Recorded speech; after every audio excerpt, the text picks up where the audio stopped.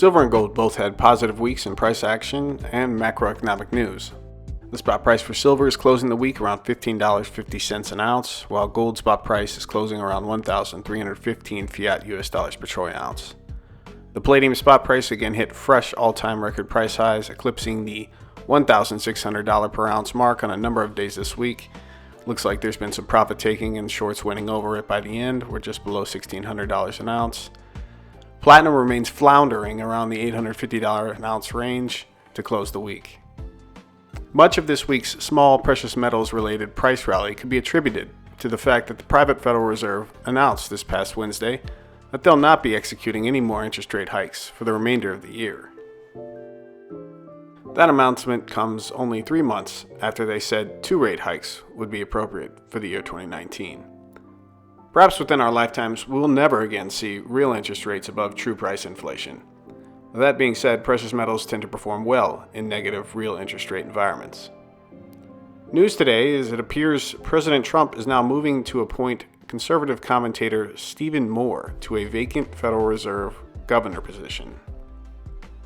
Moving on to this week's first-time guest to the show, Bob Moriarty is the purveyor of 321gold.com and the author of the new book entitled Basic Investing in Resource Stocks, The Idiot's Guide. He will join us after this brief message from our show's sponsor.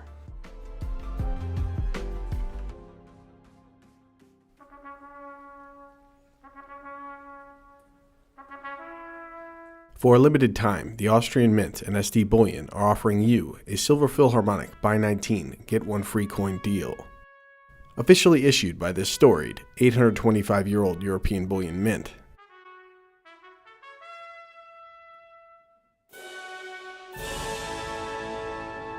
These famous European silver bullion products come packaged complete in protective sealed Austrian Mint tubes containing 20 coins apiece, or in bulk sealed Austrian Mint cases containing 500 troy ounces in each. These guaranteed 1 troy ounce Austrian Philharmonics are official European legal tender silver coins. Each is comprised with a minimum 0.999 fine silver bullion content. Austrian Philharmonic bullion coins qualify for silver IRAs, making them an excellent choice for tax-deferred, long-term bullion savings. Discreetly shipped, fully insured to SD Bullion customers' doors and non-bank vaults. Don't delay.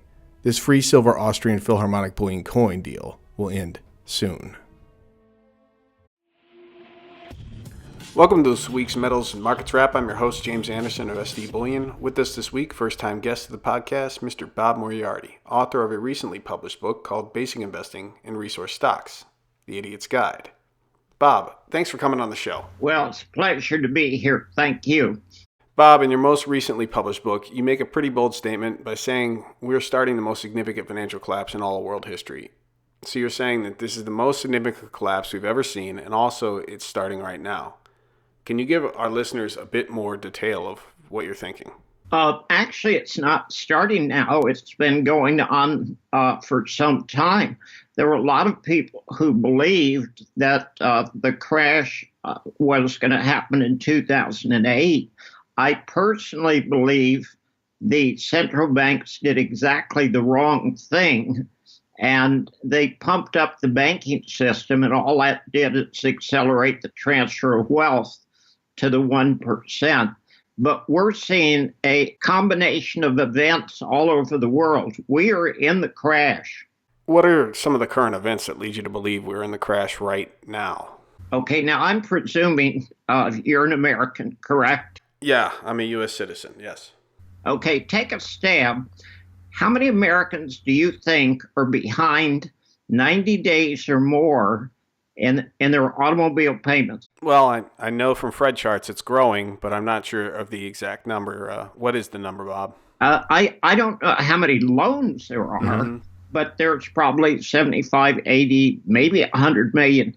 9 million Americans are 90 days or more behind in their car payments. Now, the scary thing there is that people pay their car payments off before they pay their house payments off, because you got to have a car to get to work. I just saw another statistic. 37 million credit cards are 90 days or more behind in payment. We're seeing things. This is not just the United States. It's going on all over the world. The world is bankrupt. There's at least $250 trillion in debt, and there's not $250 trillion in assets. That money is never going to get paid back. There's going to be a series of cascading defaults. It's going to take the entire financial system and the banking system with it.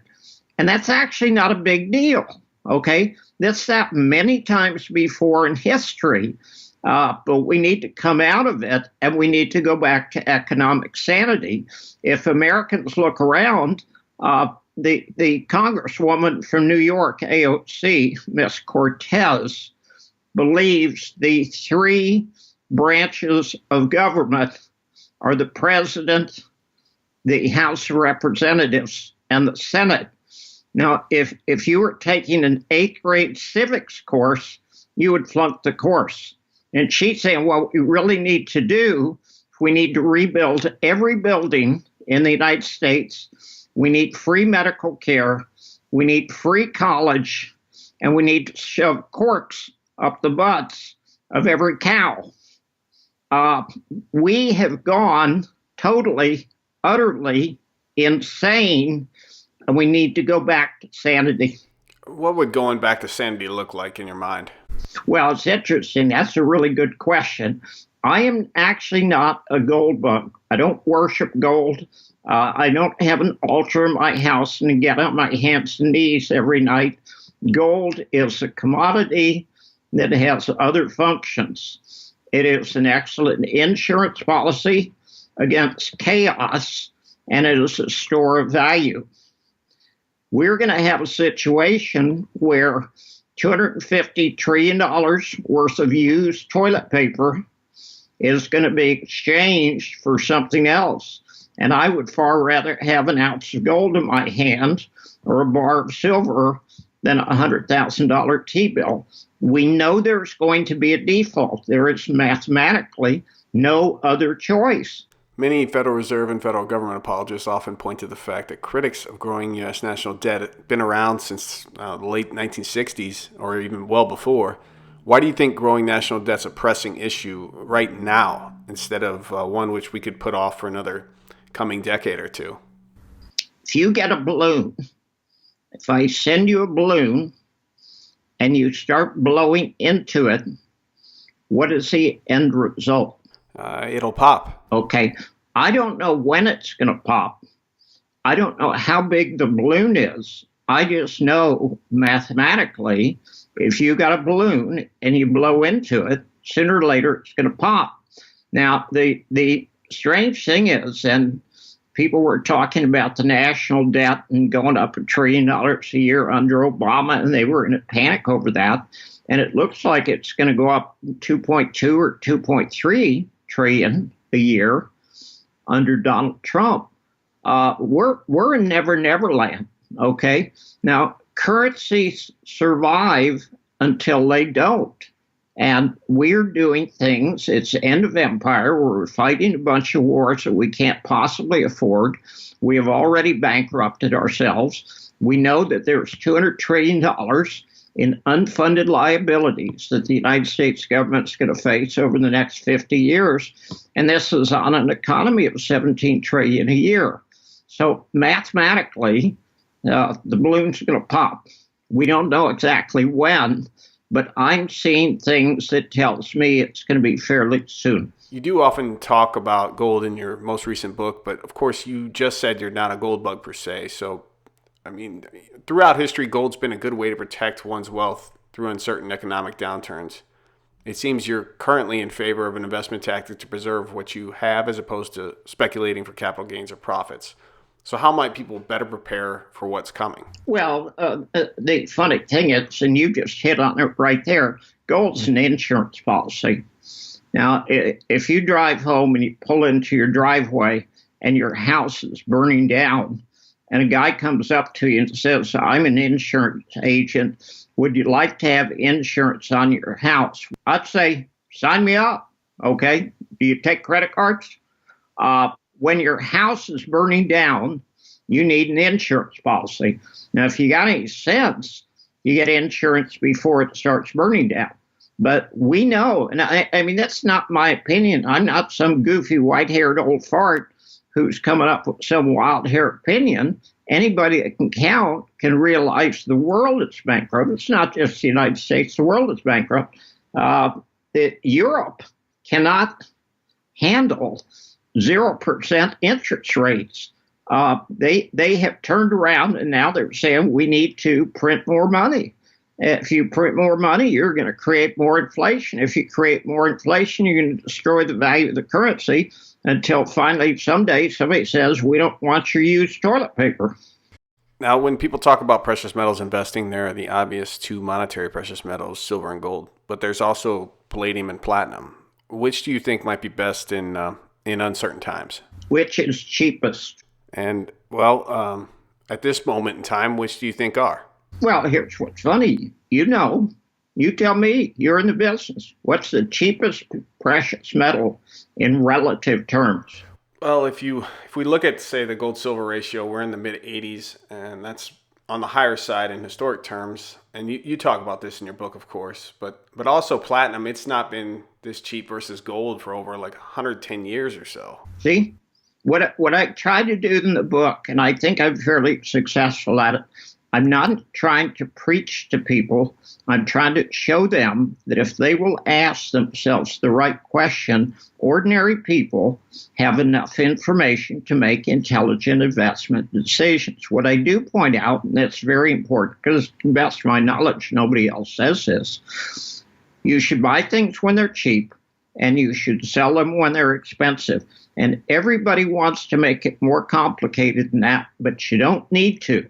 Okay, platinum got down to about $790 a couple of weeks ago, and I was a buyer of platinum. Okay, gold is expensive now. Palladium is very expensive now. Rhodium is very expensive now. I've got another book called Nobody Knows Anything, and I talk about the platinum gold spread, and I talk about the gold silver spread.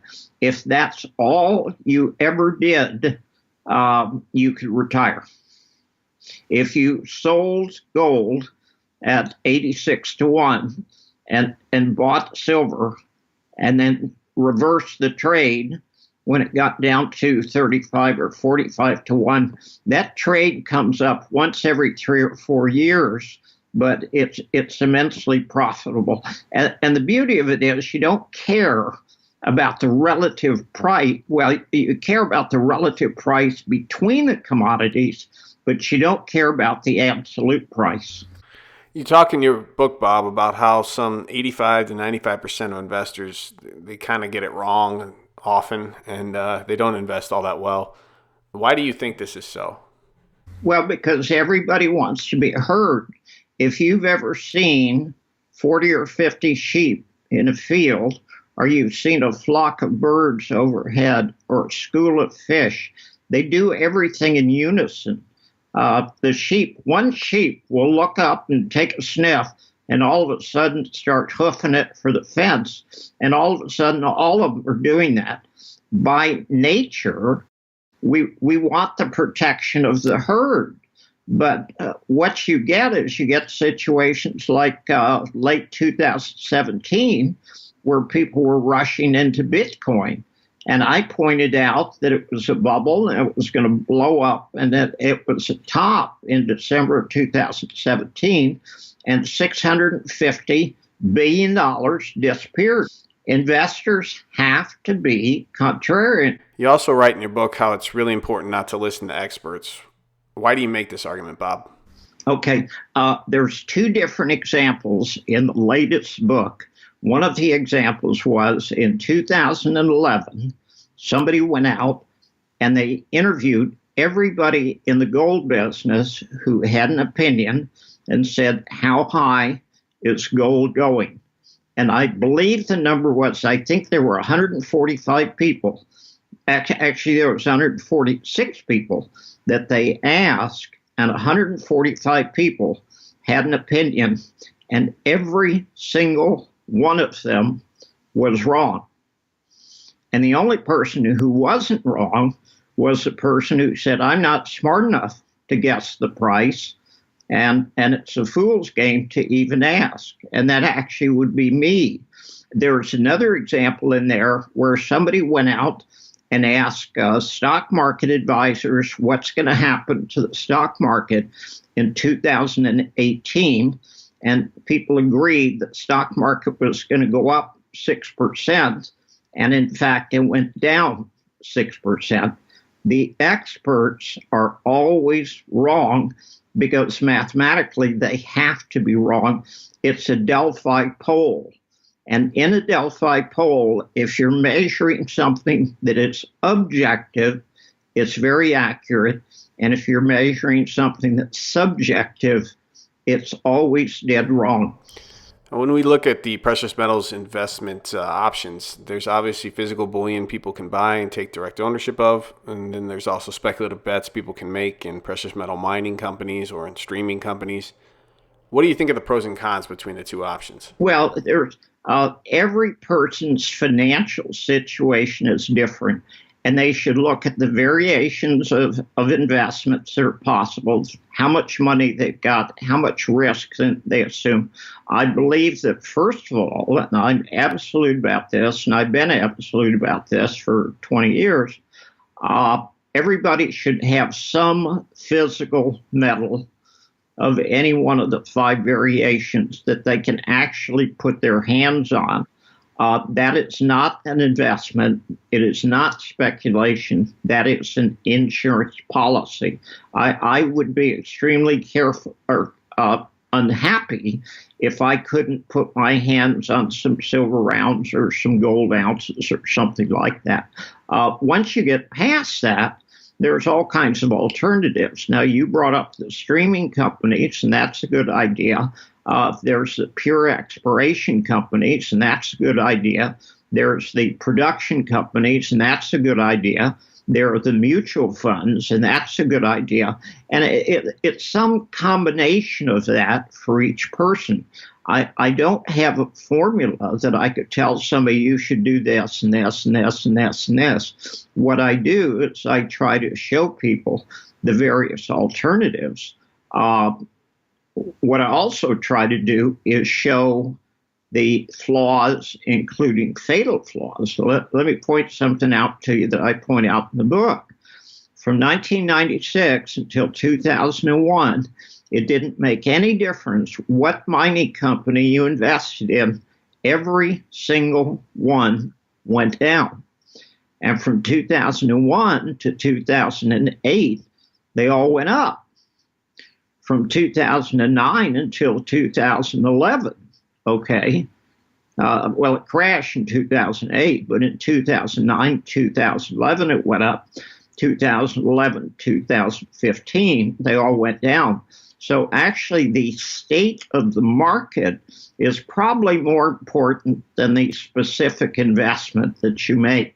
So you need to know where you are in terms of sentiment and whether you're in a bull market or a bear market. When it comes to buying insurance versus speculation, would you consider mining stocks and so forth being on more of the speculative side of things? Well, the interesting thing is there, what you have to do is you have to define speculation.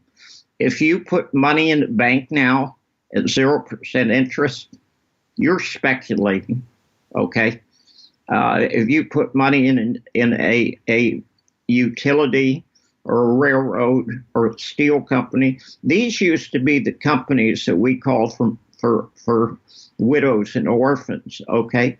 Everything that you do today, T-bonds, savings accounts, the stock market in general, it's all speculation, okay? It's absolute insanity, okay? People are speculating on the Iraqi dinar. You cannot invest to make a profit any longer because the central banks have totally distorted the financial system. It's in 5,000 years, we have never had negative interest rates. And people talk about negative interest rates just as if it makes sense. It doesn't make sense. If I loan money to you, I am taking a risk. And it's only fair that I get paid for that risk. For me to loan you money and get less money back than I loan you, that's insane. But that's the financial system that we've got. The latest and greatest is the MMR, the modern monetary reform, where they just print money. We no longer need to collect taxes. We just print money. Doesn't make any difference what the budget deficit is. We just print money. And I'm sitting here thinking, did anybody ever pass Economics 101? Are these people stupid? But we're in an area the world has never been in before, and it's going to crash. I think the crash started, and it will be fairly obvious fairly soon to just about everyone. Bob, I want to thank you for coming on the podcast this week and also give you the chance to let listeners know where they can find you and perhaps give them any other thoughts you may have. Well, we've got two different websites. One is 321gold.com, and the other is 321energy.com. My books are on Amazon. There's two good investment books. They're cheap. They're easy to read. A person can read them in 2 hours. And they're not just fluff. It's good, solid information that people can use. If it doesn't help you make money, it will at least help you save money. And that's important. All right, Bob. Well, thanks for coming on the show. Okay. Hey, thank you for the interview.